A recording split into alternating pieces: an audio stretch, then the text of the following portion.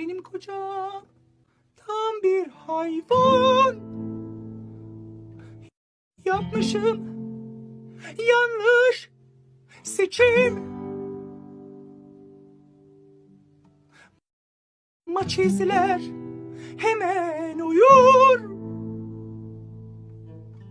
Horlar, osurur eşim. Bin defa küfrettim beni ona verene. Gerçekten pişmanım evlendiğime. O şerefsizdir, o cibiliyetsizdir.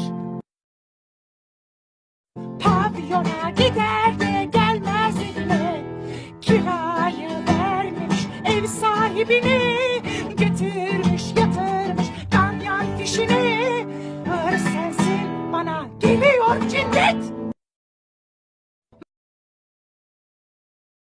Martılar sıçıversin o şaşkın yüzüne. 손 떼!